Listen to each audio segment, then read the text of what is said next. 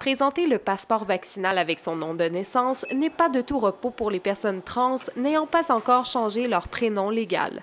C'est ce que vit Finn, une personne non-binaire qui utilise son prénom depuis près de 2 ans. Puis, tu sais, parfois, je sors avec mes amis, mais parfois, je sors avec du monde que je connais pas tant, qui me connaissent pas tant avec mon nom légal. Fait que c'est pas de leurs affaires de connaître mon nom légal.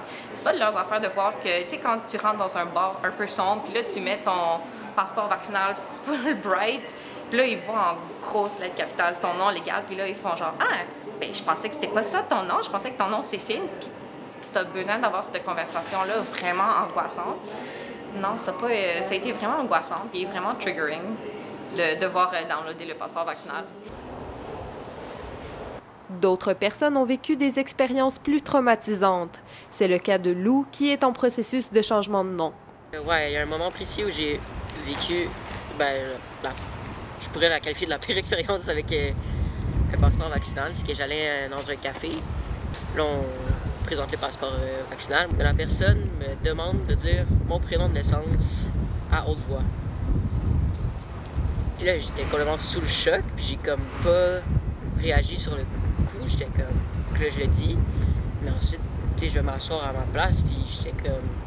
Qu'est-ce qui vient de se passer? Tu sais, c'était tellement violent, parce que j'ai dû le dire à haute voix, puis d'autres personnes l'ont entendu, puis moi, je n'utilise plus ce prénom-là, tu sais, puis c'est difficile de le mettre en mots, ça fait juste... Ça me rappelle que c'est encore là, tu sais, puis que... C'est juste...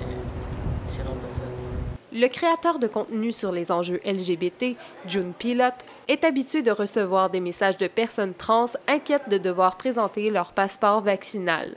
J'ai reçu des messages de gens qui filaient pas pantoute, avec qui j'avais du support, mais c'est que c'est tellement... il n'y a comme pas de solution. Le passeport vaccinal, c'est un peu comme un espoir que le gouvernement nous donne, en fait, une façon de pouvoir retourner vers une vie sociale. C'est triste de dire que même si les personnes trans non-binaires se font vacciner, mais il y a encore une barrière parce que ça peut être vraiment dangereux si tu arrives dans un bar, que tu montres ton passeport vaccinal, que tu as l'air, disons que tu présentes comme un homme et que ton passeport vaccinal c'est le nom d'une femme, tu peux vivre de la violence. L'inverse encore plus, si tu présentes comme une femme et que ton passeport c'est un prénom masculin, mais tu peux te faire battre. Genre c'est possible, ou tu peux te faire suivre, ou tu peux, ça se peut très bien qu'on peut jamais prévoir qu'est-ce qui va se passer avec ça.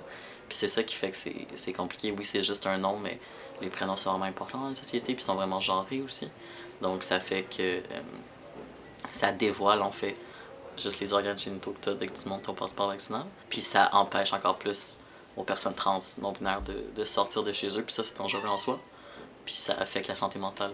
Un enjeu qui n'est pas près de se terminer, puisque la pandémie est encore à nos portes. Ici Marie-Ève Buisson, Montréal.